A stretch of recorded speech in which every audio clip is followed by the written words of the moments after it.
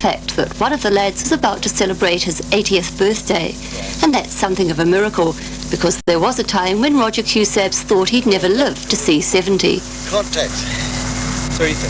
About 11 or 12 years ago, I had osteoarthritis in both knees, and it got worse and worse until it was that bad. I thought, well, life's hardly worth living from now on, because I couldn't even drive my car. I couldn't even press the accelerator down.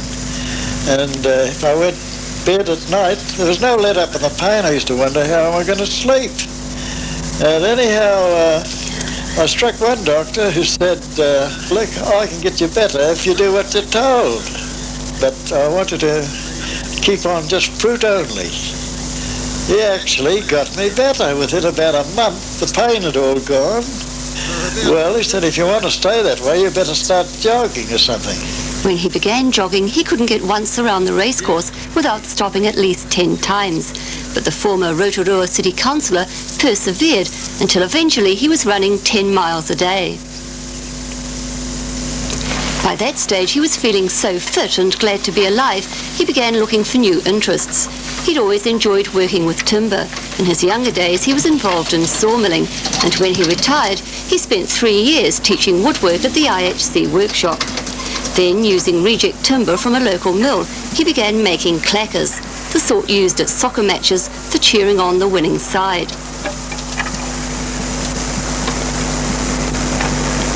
But after churning out literally thousands of claggers, his interest, not surprisingly, began to wane, and so he scouted round for something new. While I was over in Australia, I went round in all the toy shops to see if there's anything I could make, and in wood, you see. And I noticed that they didn't have a decent top gun, and yet they bought them from Germany, West Germany, Taiwan, Hong Kong. They came from everywhere and made some in Australia. There wasn't one that you could say is any good that gave a decent pop. And so I thought, well, hang it all, I'll make a pop gun when I get back. So I brought a lot of them back with me, but they were no good. I just threw them away, and I thought, well, I'll make one of my own design, and something that's really good. Because I believe this, if you make a thing better than anyone else, or you make a good job, you can sell it all right.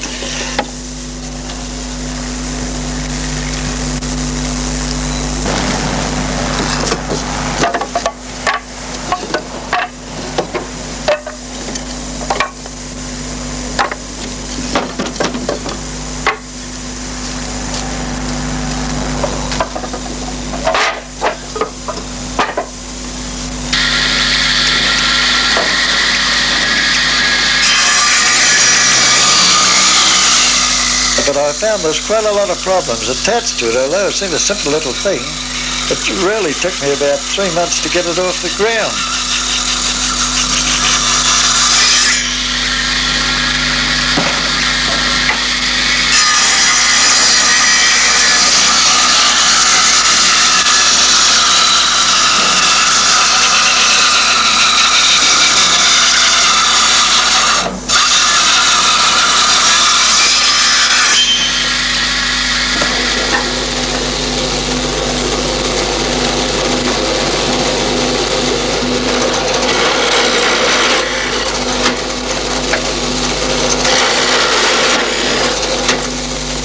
I suppose I've got about the cheapest machinery in the place, but I've sort of doctored up to do, and where a spring is broken, or I've fixed it up somewhere or other, and I'm doing things that probably in a toy factory they'd laugh at.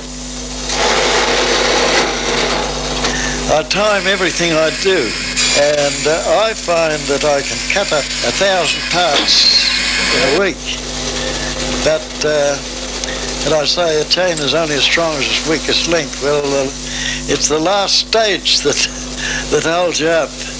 And instead of making a fortune as it looked when I started, it works down that I can get pretty good wages out of it. And just to work in my own time, my own way. Mind you, at my stage in life, I've got to enjoy every day, and I'm not going to just get down to the grindstone just for the fact of making money. I'm there to enjoy life, and I just go along quietly. And I know just how much every stage takes. And well, I've had to teach myself the whole thing. I've never seen anybody do it, make these things. But it's been an exhilarating experience, really, is finding you're overcoming and being able to make these things and turn them out at quite a speed. Because when it comes to making the washes and attaching the string to the cork, well, then it knocks you right back.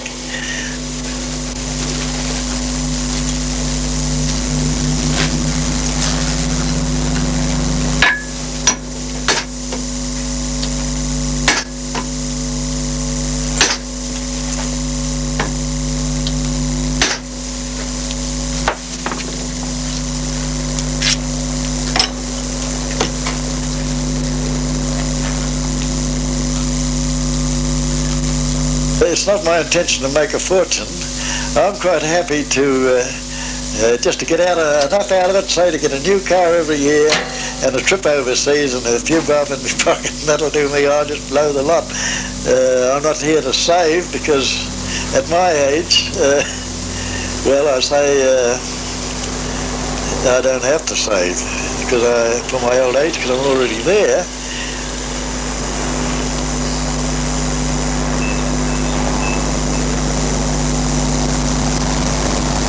I found the painting was holding me up a bit, so I went to a shop there, and I said, now look, I've got a pop gun here, and I'd like to know whether you've got a dye. Instead of painting, could I dip it in a dye? It's got to be non-toxic. So they said, yes, we've got a dye here that do that. So they said, what's it like, a tool? And I said, well, there it is. I showed them it pop, and immediately the lady at the counter immediately wanted to buy it. And then there was someone in the back, a lady in the back, doing the clerical work, and she heard this popping going on. She came out to see what it was, and she bought two. And then there were two men at the back mixing paint. They came out to see what the noise was. They bought one each, and there was a couple of chaps came in to buy some paint. And when they saw it, they bought one each. So I said, hang it all, I've got something that's going to sell. Well, then I thought, well, I better get an agent on this. And I said, well, take a few of these along and see how you get on. So he went down as far as Fielding, and he got an order for them there. And so anyhow, when he came back, he picked up a lot to take down there. And he started off. Well, when he got to Toorang, he called the shop there and just thought he might sell a few there, and they took the whole jolly lot, so he had to come back and get more.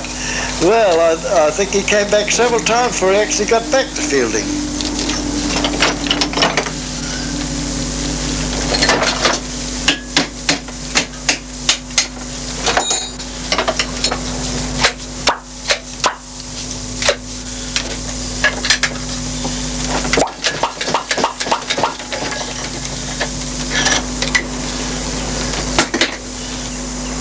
When I went over to Sydney, I took about 3 or 4 cartonfuls, and I called into the first shop I saw that sold wooden toys and things. And the chap said to me, he said, I said, do you think you can sell these? And he said, had a look. He said, oh, I'll leave them there, I'll look at them later on. So I said, well, I'll call in tomorrow and see what you think of them. So I left them there, and I went down the road, and I must have got a couple of 100 yards down the road, and I heard somebody puffing, and I looked behind, and this chap come out, and he said, oh, look, he said, you got any more of those things? I said, oh, I got about 3 or 4 crates of them there. He said, look, he said, I'll take the lot. And he said, I'll send a taxi down to get them wherever you're staying. That's quite good. So I just collect the cash. Well, it helped me along with the holiday. Once he realised he'd hit the jackpot with his pop guns, Mr. Q-Sabs was quick to patent his design. And even though he's got an agent, he still does a lot of the selling himself. He loves driving and personally delivers to all the Rotorua toy shops. He's put a great deal of thought into the marketing side of the business and is cautious not to oversupply. He doesn't want the guns to lose their novelty, but at the moment there's little fear of that. In fact, he can hardly keep up with demand.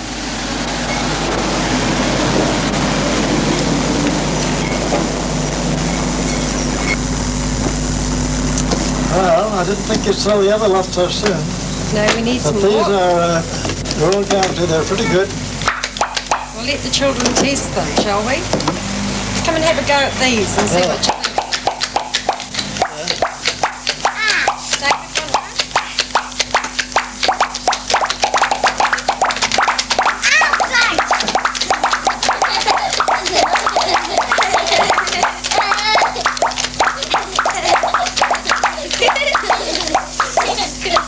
Life actually began at 70 with me.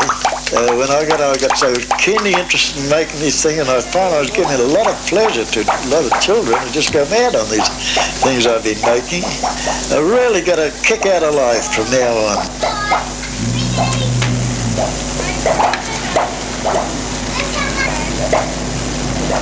It's a far cry from the busy world of business and guns, albeit pop guns, to this peaceful spot just north of Taupo. But as a quarter-caste Maori, Roger Q-Sabs identifies very strongly with his ancestors, and it's here near Maro that they used to live. He's particularly proud of this 200-hectare stand of native bush. It's been in his family for generations, and he and his relatives recently made it a reserve for the Forest and Bird Society. But his interest in Maori land takes him even further afield to Taupo itself. He belongs to an incorporation that's involved in an ambitious development project between Taupo Township and Acacia Bay. The plans include an international village, marae complex, golf course and a marina. There's also provision for motel and hotel accommodation and an exclusive residential subdivision. With his usual enthusiasm, Mr. Q-Sabs maintains the project is going to change the face of Taupo, and he's taking an active part in the planning. He's particularly excited about an idea he brought back from Perth recently, whereby all the foreshore is to be set aside as a public reserve. In fact, he passionately believes that all our foreshores should be preserved for the public, and the same goes for our native bush.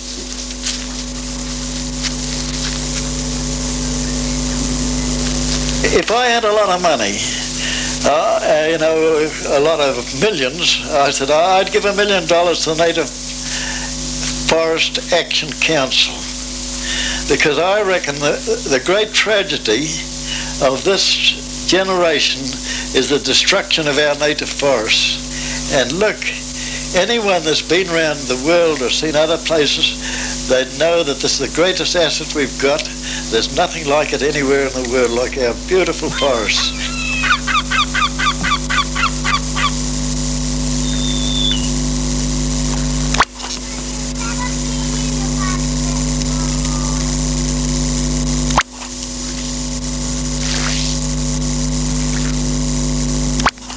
I get a great kick out of life. I just love living.